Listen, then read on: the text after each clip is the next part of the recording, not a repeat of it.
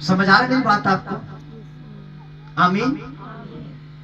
For example के लिए मैं पहले चोरी करता था, चोरी करने के बाद मुझे सजा मिलती थी, सजा के बाद मेरी बेइज्जती होती थी। अब वो दुष्ट आत्मा मेरे जीवन से छोड़कर चली गई, लेकिन उसके सिम्टम अभी मेरे दिमाग में रह जाते हैं, वो आदतें और चोरी करना।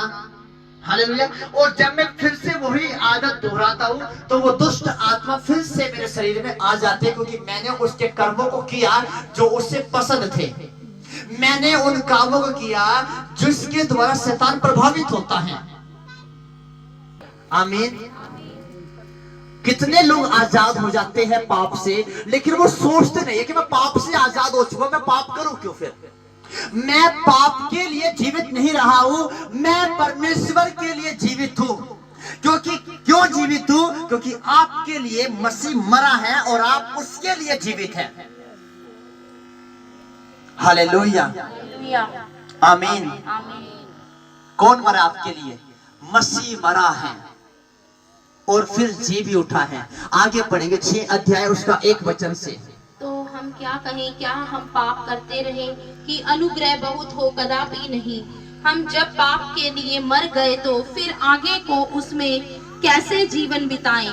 क्या तुम नहीं जानते कि हम सब जिन्होंने मसीह यीशु का बपतिस्मा लिया, उसकी मृत्यु का बपतिस्मा लिया, अतः उस मृत्यु का बपतिस्मा पाने से हम उसके साथ गाड़े गए, ताकि जैसे मसीह पिता की महिमा के द्वारा मरे हुओं में से जिलाया गया, वैसे ही हम भी नए जीवन की सी चाल चले।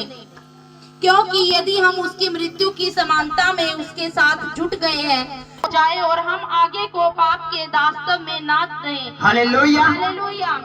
अब ये जो शरीर था आपका, जब आपने बपतिस्मा लिया, आपने अपने आप का इनकार कर दिया। ध्यान से समझने वाली बात है। ये शरीर था मेरा, मैं इससे पाप करता, ये शरीर था मेरा, मैं इससे अपराध करता था, पाप करता था, बुराई करता था, गालियां देता था, मैं विचार कर कुछ भी आपने पाप लगा लीजिए। अब मैंने अपनी मर्जी से परमेश्वर को स्वीकार किया, प्रभु यीशु मसीह में अपने पापों से मन फिराता हूँ और आज से मैं ये शरीर आपको देता हूँ। मैंने बपतिस्मा ले लिया, मतलब मैं उनसे नहीं रहे, बल्कि मसीह का आत्मा आपके अंदर जीवित रहता है। समझ आ रहा है मेरी बात आपको?